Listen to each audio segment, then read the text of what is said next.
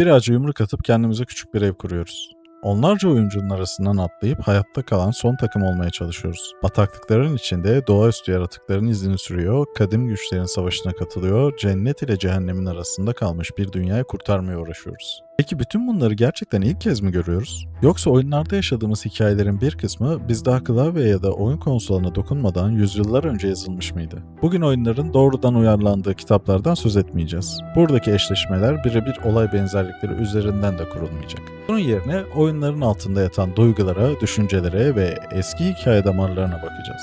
Minecraft'ta neden saatlerce ev kurmak istediğimizi, Apex Legends'ın renkli dünyasının altında nasıl karanlık bir rekabet fikri bulunduğunu, Dota 2'deki savaşın neden oynadığımız tek bir karşılaşmadan çok daha eski hissettirdiğini konuşacağız. Hunt Shadow'un lanetli dünyasında bir silahşörün izini sürecek, finalde ise Diablo 4'ün kapılarını 1667 yılında yayınlanan bir eserle açacağız. Kısacası bugün şu sorunun peşindeyiz.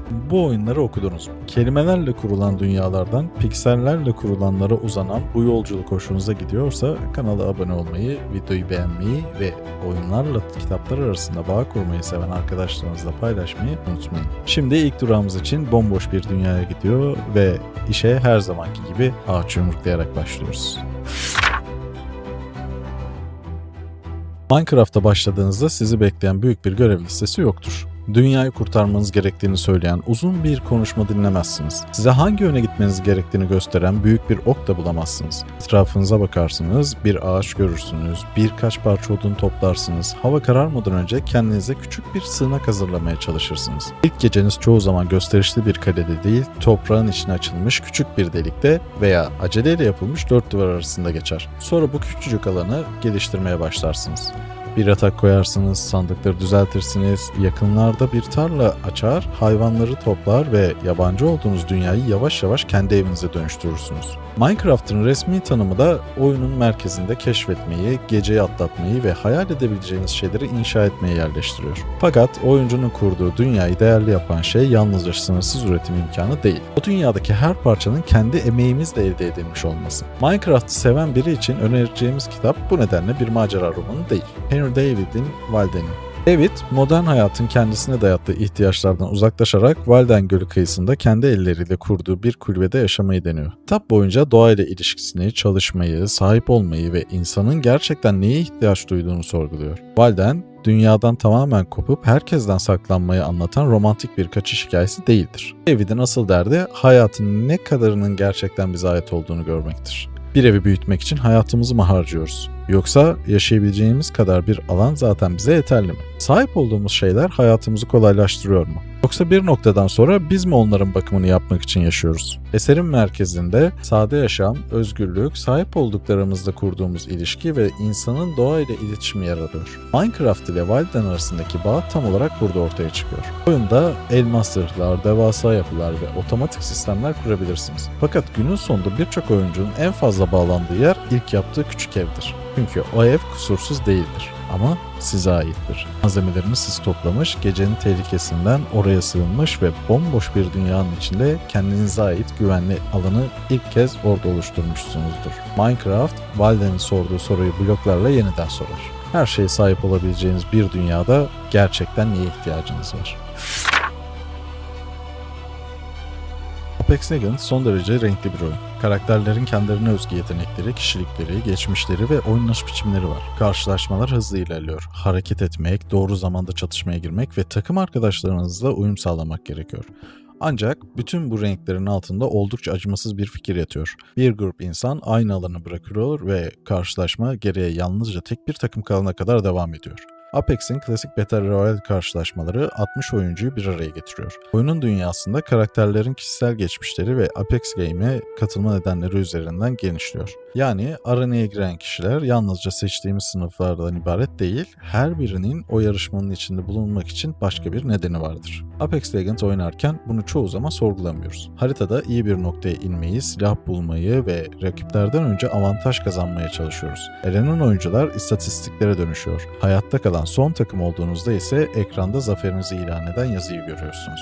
Stephen King'in Richard Bachman adıyla yayımladığı Uzun Yürüyüş, benzer bir rekabet fikrinin üzerindeki bütün renkleri söküp atıyor. Yakın gelecekte geçen kitapta 100 genç her yıl düzenlenen bir yarışmaya katılıyor. Kurallar ilk başta son derece basit. Belirlenen hızın altına düşmeden yürümeye devam etmek zorundasınız. Yavaşlayanlar uyarılıyor. Üçüncü uyarının sonunda ise yarışmadan kalıcı bir biçimde çıkarılıyorlar. Yalnızca bir kişi yürümeye devam edebilecek ve yarışmanın galibi istediği her şeye sahip olabilecek. Apex Legends bize rekabetin hızını ve heyecanını gösterirken Uzun Yürüyüş aynı fikrin psikolojik ağırlığına bakıyor. Fakat yol uzadıkça rakipler yalnızca önünüzdeki duran engeller olmaktan çıkar. Onlarla konuşur, hikayelerini öğrenir, bazılarını sever, bazılarına sinir olur ve her birinin sizin kadar yaşamak istediğini fark edersiniz. Buna rağmen kazanabilmek için yürümeye devam etmeniz gerekir. Apex Legends'da takım arkadaşınız yere düştüğünde onu yerinden kaldırabilirsiniz. Uzun Yürüyüşte ise yol geride bıraktıklarımız için durmaz. Bu nedenle bu eşleşmenin ortak noktası yalnızca son kişi ayakta kalana kadar devam eden yarışma değildir.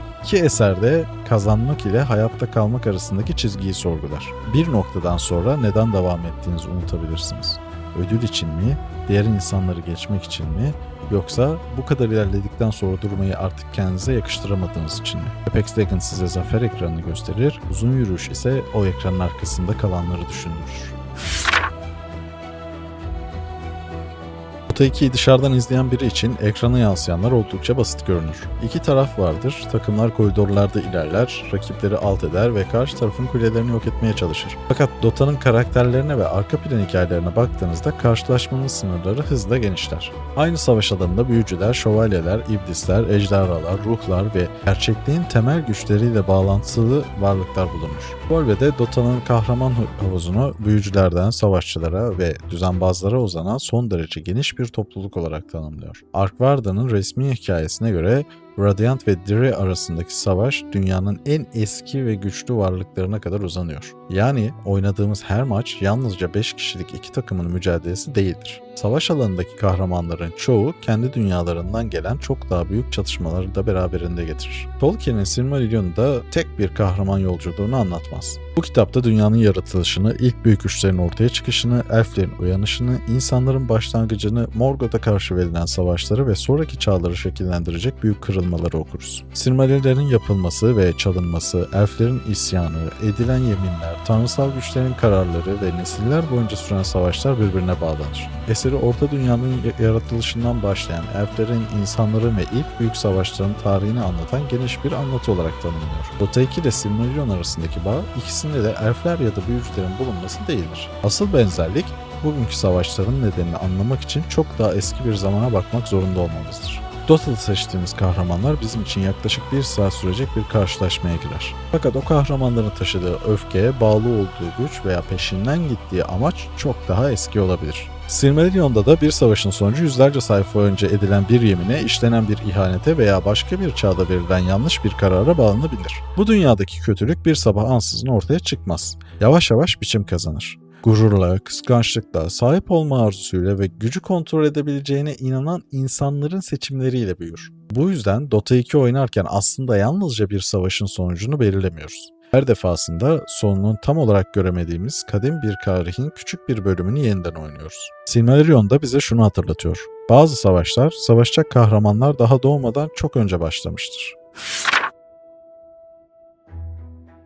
Hunt Shadow'da bir avcı olarak haritaya girdiğinizde hedefiniz bellidir. İpuçlarını takip edecek, doğaüstü yaratıkların yerini bulacak, onu alt edecek ve ödülle birlikte bölgeden çıkmaya çalışacaksınız. Fakat çok kısa sürede avladığınız şeyin sadece yaratık olmadığını fark edeceksiniz. Aynı ödülün peşinde başka avcılar da vardır. Bir silah sesini duyduğunuzda yalnızca çatışmanın nerede gerçekleştiğini öğrenmezsiniz. Haritadaki başka bir oyuncu ya da kendi konunuz hakkında bilgi vermiş olursunuz. Çamurda çıkan bir ses, ürken hayvanlar veya uzaktan gelen bir patlama bütün planınızı değiştirebilir. Crytek, Hunt Shadow'u yoğun unsurlara sahip rekabetçi bir PvP ödül avcılığı oyunu olarak tanımlıyor. Oyunun dünyasında yaratıklar kadar haritadaki diğer avcılar da tehdit oluşturuyor. Hunt'ın karşısına koyacağımız kitap Stephen King'in Karakule serisinin ilk kitabı olan olan silahşör. Kitabın merkezinde dünyası çürümekte olan son silahşör Ronald bulunuyor. Ronald, siyah adamın peşinden uçsuz bucaksız bir çölde ilerliyor. Fakat içinde bulunduğu dünya bildiğimiz vahşi batı değil. Zamanın düzgün işlemediği, geçmişin kalıntılarının çölde unutulduğu ve gerçekliğin giderek çözülmeye başladığı tuhaf bir yer. Ronald'ın yolculuğu başlangıçta basit bir takip gibi görünse de hedefi zamanla bütün evrenin merkezinde bulunan Kara Kule'ye uzanıyor. Stephen King'in resmi özetinde de Ronald dünya ilerledi denilen bozulmuş bir yerde silahlı adamın izini süren son silahşör olarak tanıtılıyor. Hunt ile silahşör arasındaki bağlantı sadece kovboy şapkaları ve eski silahlardan ibaret değildir. İkisinde de dünya tanıdık görünmesine rağmen bir şeylerin temelde yanlış olduğunu hissedersiniz. Toprak vardır, kasabalar vardır, revolverlar vardır ama dünyanın üzerine açıklayamayacağınız bir uğursuzluk çökmüştür. Hunt da bir yaratığın izini sürerken kendinizin de başka bir avcının hedefi olabileceğinizi bilirsiniz. Silahşör'de ise Ronald yıllardır avının peşindedir. Yolculuğu uzadıkça takip ettiği adam ile ulaşmak istediği büyük amaç birbirine karışmaya başlar. Bir avcıyı tehlikeli yapan şey yalnızca silah kullanabilmesi değildir. Hedefine ulaşmak için neleri geride bırakmaya hazır olduğudur. Hunt Shadow size sürekli şu soruyu sordurur. Ödülü almak için biraz daha risk alacak mısın? Yoksa elindekilerle kaçacak mısın? Silahşör ise bu soruyu daha karanlık bir hale getirir. Yıllardır peşinden gittiğiniz şey uğruna ne kadar ileri gidebilirsiniz?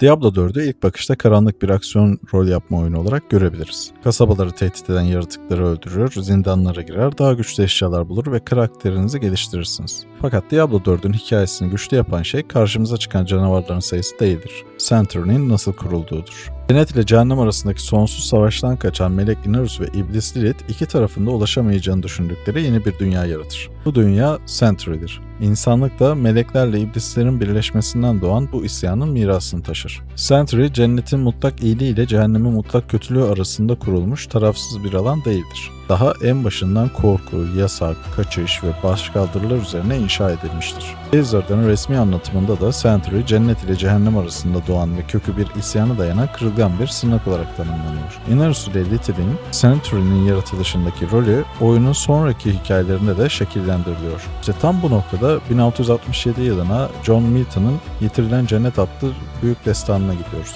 Eser, cennette başlayan isyanın ardından Tanrı'ya karşı gelen şeytan ve onu takip eden meleklerin cehenneme sürülmesini anlatır. Fakat hikaye yalnızca iyilerle kötüler savaşı değildir. Şeytan yenilmiştir ama boyun eğmez. Kendi kararlarını verebileceğine inanır. Cennetin düzenine karşı çıkar ve kaybettiği savaşın intikamını yeni yaratılan insanlar üzerinden almaya yönelir. Böylece kozmik güçler arasındaki çatışmanın merkezine insan yerleşir. Yitirilen Cennet ilk olarak 1667'de 10 kitap halinde yayınlanmıştır. 1674'te ise gözden geçirilerek 12 kitaplık biçimine kavuşmuştur. Eserin ilk bölümleri cennetteki savaşın ardından cehenneme sürülen şeytan ile takipçilerinin yeniden toplanmasını, devamında ise insanın yaratılışını, özgür iradeyi, ayartılmayı ve düşüşü ele alır.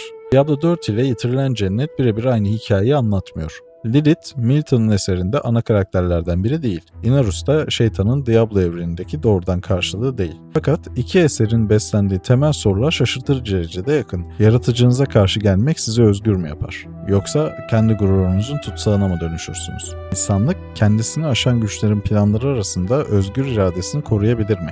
Bir düzen kusurluysa onu baş kaldıran herkes haklı mıdır? Ve en önemlisi sizi özgürleştireceğini söyleyen bir varlığın aslında yalnızca kendi savaşında size ihtiyaç duymadığından nasıl emin olabilirsiniz? Diablo 4'te Lilith insanlığın annesi olarak geri döner. İnsanları cennet ve cehennemin etkisinden kurtarmak istediğini söyler. Fakat kullandığı yöntemler sunduğu özgürlüğü gerçekten insanlık için mi yoksa kendi amacı için mi olduğunu sürekli sorgulatır. Yitirilen Cennet'te şeytanın başkaldırısı ilk bakışta özgürlük mücadelesi gibi görünebilir. Milton onu iradesiz, tek boyutlu bir yaratık olarak yazmaz. Konuşur, ikna eder, acı çeker ve yenilgisini kabullenmeyi reddeder. Tam da bu nedenle tehlikelidir. Çünkü kötülük her zaman çirkin bir yüzle karşımıza çıkmaz.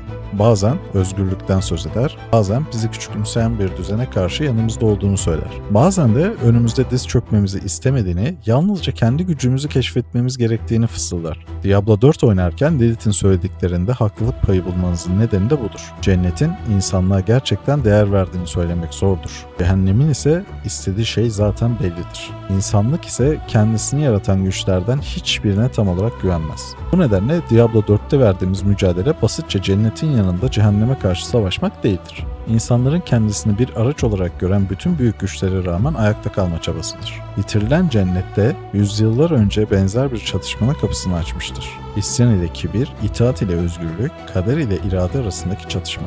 Diablo 4'ü seviyorsanız belki de sadece karanlık zindanları, ganimet toplamayı veya şeytanlarla savaşmayı sevmiyorsunuz. Belki de cennete baş kaldıranların hikayelerini seviyorsunuz. Belki mutlak iyi olduğunu söyleyen güçlerden şüpheleniyor, açıkça kötü görünenlerden, çok haklı gerekçe sunan kötülerden etkileniyorsunuzdur. Belki de Saturn'un temellerinde saklanan soruların peşindesinizdir. Bu durumda aradığınız kitap çoktan yazılmış olabilir. Hem de Diablo 4 piyasaya çıkmadan birkaç yıl önce değil, yaklaşık 3,5 asır önce.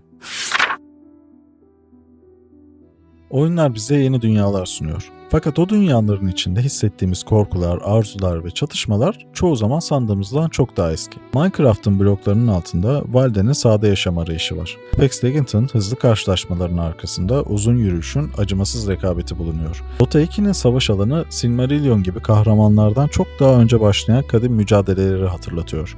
Hunt Shadow'un karanlık topraklarında silahşörün bitmeyen takibinin izlerini görüyoruz. Diablo 4 ise bizi yitirilen cennetin eski sorularından biriyle yeniden karşılaştırıyor.